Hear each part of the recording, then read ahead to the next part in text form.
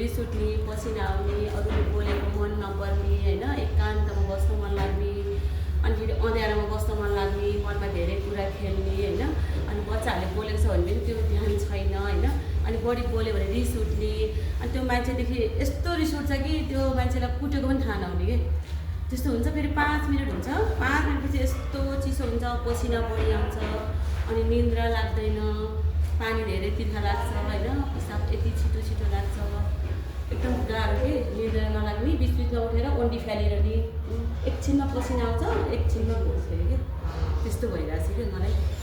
यसको लागि चाहिँ के गर्नु होला होइन, के गर्दा हुन्छ? हजुरले चाहिँ धेरै राम्रो क्वेसनहरूले गरेछु आज है। धेरैजना त हाम्रो अहिले क्लासबाट गइसकिएको छ, तर पनि उहाँले चाहिँ यो कुरा चाहिँ यतिजनामा भयो भने प्लस अनि यो भिडियो सेयर गरिदिन्छु, हामी दिदीबहिनीहरूलाई एकदमै हेल्प हुन्छ होइन। अब हजुरले मेन कुरो के बुझ्नु पऱ्यो भनेदेखि यो सबै एउटा सिम्टम्स भनेको चाहिँ लक्षण भनेको चाहिँ हाम्रो चाहिँ मेनोपजको है। यो भिडियो हेरिरहने हजुर सबैले पनि अलिकति ध्यान दिन्छु। जस्तो अहिले उहाँले भनेको कुराहरू रिस उठ्ने होइन, निन्द्रा नलाग्ने, एकदमै प्यास लाग्ने, आफ्नो त्यो मुडहरू अब चेन्ज हुने, मुड स्विङहरूको कुराहरू भयो होइन।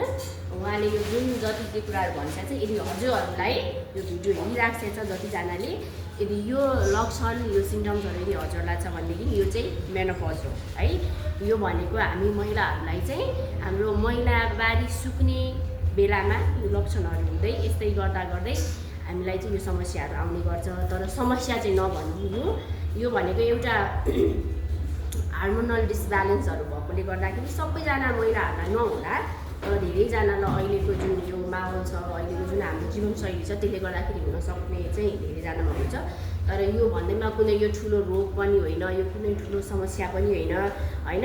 मैले यहाँहरूलाई भन्ने भन्दा पनि यो सिम्टम्स यहाँहरूले सुनिस्यो र यो भनेको मेनोपज हो। त्यसले गर्दाखेरि हजुरहरूले चाहिँ अब कस्तो पनि हस्पिटलमा चाहिँ एउटा डक्टरसँग जस्तो गाइनोकोलोजिस्टसँग चाहिँ गएर चाहिँ हजुरले परामर्श लिने, त्यो भयो भनेदेखि हजुरलाई त्यसमा के गर्ने होइन, हाम्रो जीवनशैली कसरी परिवर्तन गर्नु पर्यो, त्यसको लागि के गर्नु पर्यो, खानपिनदेखि लिएर हाम्रो स्वास्थ्यमा आउने चिजहरूको कसरी चाहिँ हामीले त्यो समाधानहरू दिने भन्ने कुरा सबै चाहिँ एउटा डक्टरले चाहिँ भनिदिनुहुन्छ। त्यसले गर्दाखेरि यो अहिले सुनिराखेको हजुरले यस्तो लक्षण छ भने फेरि पनि हजुरलाई के भन्छु भने एकचोटि डक्टरसँग गएर परामर्श लिँदाखेरि राम्रो। फेरि पनि भन्छु हजुरलाई यो कुनै ठुलो रोग पनि होइन, यो कुनै समस्या पनि होइन, हामी महिला दिदीबहिनीहरूलाई आउनु यो एउटा प्राकृतिक कुरा हो। त्यसले गर्दाखेरि चाहिँ यसलाई चाहिँ बुझ्नु जरुरी छ। हामीहरूले यसलाई बुझेर चाहिँ आफूले चाहिँ एउटा जीवनशैली परिवर्तन गर्ने, त्यसमा अब खानपिनहरूदेखि लिएर एक्सर्साइज सबै पर्छ।